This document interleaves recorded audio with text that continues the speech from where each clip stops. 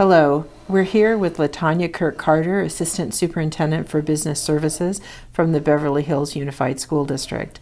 LaTanya is one of our candidates for CASBO Vice President, and we're happy to have the opportunity to have just a little dialogue with her today about the election and her thoughts on CASBO. So welcome, LaTanya. Thank you. And we're glad that you were able to join us today. So thank you for making the trip.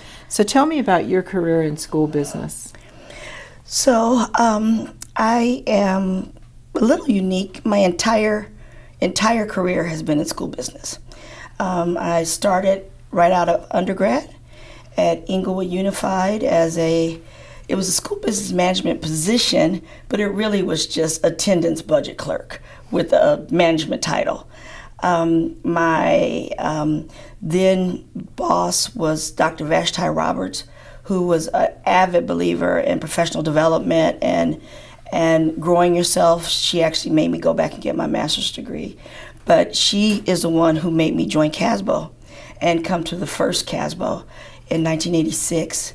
I left Inglewood Unified and went to Torrance Unified, where I was a director of purchasing and assistant business manager, and did a little bit of everything, a lot of construction, a lot of purchasing, risk management. Left there and went to the North Orange County ROP as Assistant Superintendent of Business Services. I always knew I wanted to be a CBO, so it took me a little while to get there in '99.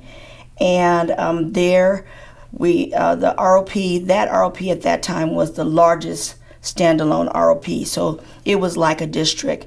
We had 30,000 students. We were the first ROP to participate in the state school building program. We did a lot of construction, a lot of innovative things. I left there and went to Centinela Valley Unified School District as an assistant superintendent of business services. Same CBO job. Ended up consulting for El Camino Compton College right after they had went into receivership. And then I was called over to Beverly Hills Unified as a consultant to handle facilities, but I ended up working two very high-profile fraud cases with the Los Angeles County DA.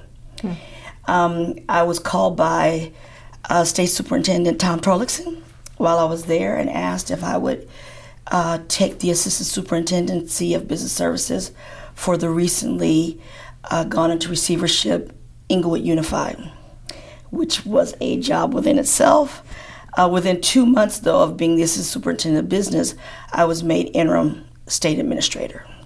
So I wore 3 hats: school board, interim state administrator, and CBO. Wow. And I did that for 10 months, and shortly thereafter, Beverly Hills asked if I was interested in coming back as the CBO, which is where I am now. So my entire career has been in school business. So it's quite a depth and breadth. I know I've had the opportunity to get to know you at CASBO as a member of our legislative committee and now serving as our legislative committee chair. So it's been great to get to know you, and our paths have crossed, I know, before. So as you think about running for vice president, tell us why you think you would be a great leader and a good choice for CASBO. Throughout my career, I have had some really high points and some low points. I've had some really great mentors in our business that have given me tips, words of inspiration, how to navigate the waters of school business. I remember I was trying to leave the ROP. I had done all these things and nobody would hire me. I would always make it to the first or the second round, and in the finals, but I still wouldn't get the job. And I had a boss, his name was Ken Jones, and he introduced me to the first female superintendent in California, Cynthia Grennan. And she took the time, had lunch, didn't know me, and looked at my resume, and she's like, "You've got the goods, you just have to wait for the right fit. Somebody's gonna hire you, I promise you." But just took the time to tell me that I was okay, that I wasn't damaged goods, that I was gonna get that shot at the bigger bigger job. I remember in Cinderella Valley, no one ever thought, I didn't think, I always thought that if you lose your job as a CBO, it's because you stole something or you were incompetent. I never knew you could actually lose a job because a new school board came and they decided that you weren't their selection. And so my contract was bought out. And that sounds good in concept, but it's not good in concept because all of a sudden you're an unemployed CBO. And I remember Ron Bennett and John Gray telling me that I would always be a friend of school services and that I came to all the conferences and the same thing with CASBO, that I was able to go to the conferences because I had no affiliation. I was an unemployed CBO, and they came and had dinner and lunch with me, and my colleagues called me because you're stuck in this kind of no man's land. And so I hope to be, and there's many more I can mention. I know that I've touched some of my people that I've mentored, the family of school business. And I would hope that before I finally retire and hang up my shingle that I could touch as many business professionals who impact children and who impact schools' lives in their career, because mine has been so rich and fulfilled. So do you have any examples of how CASBO has directly impacted your career as you've moved forward? My first CASBO was my first ever business trip by myself on a plane alone, my little briefcase. It was in Lake Tahoe and it snowed and I didn't bring a coat. But I learned so much from just that first conference that I want to learn everything about school business, not just finance or budget, but construction, risk management, food services, custodial, transportation. I got involved in the R&Ds back in the old days, which are now our PC, professional councils, and I was on almost every one. I mean, down to the food services R&D to learn, but also to network. And that's the thing about CASBO and your career is that you don't have to be alone. Even though you might be the only person in your district that does what you do, there's a family of people and all throughout the state that are doing what you've done, or doing what you need to do. I've never not been able to pick up the phone and call a colleague.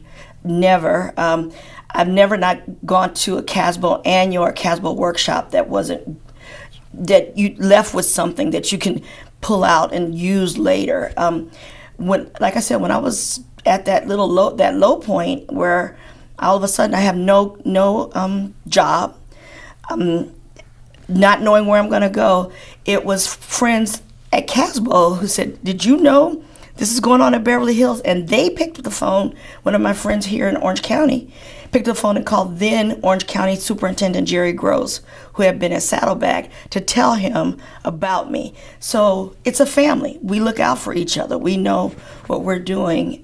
We know that we're in a unique skill set.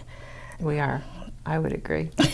This is a really unique profession. I think sometimes people don't understand the uniqueness of it in education. What do you see as the future for CASBO as you look forward?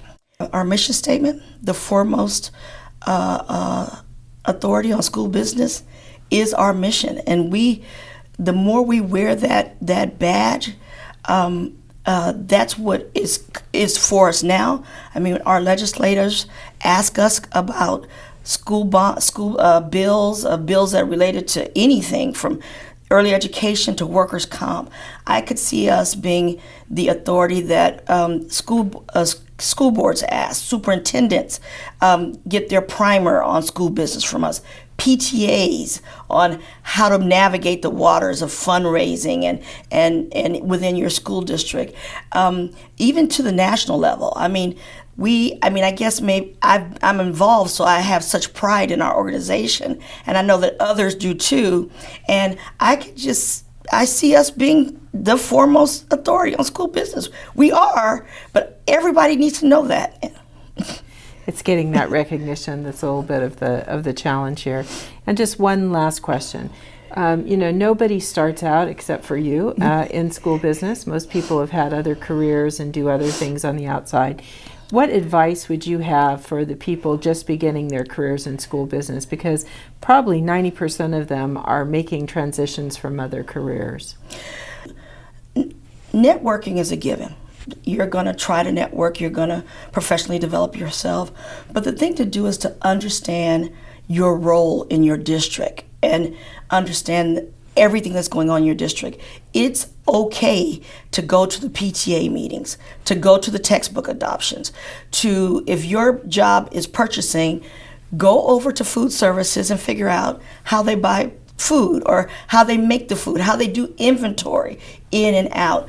Go walk with the custodians. If you're a budget clerk but you want to be a CBO, well, you need to understand the route of a custodian and how long it takes to clean a classroom and what happens when the teacher moves all the furniture around. The custodian has to put it back before they can clean it. The operations of running a school district is a full business operation. And so to be a well-rounded school business professional is to understand the full operation of a school district. Okay, great. Thank you. Thank you.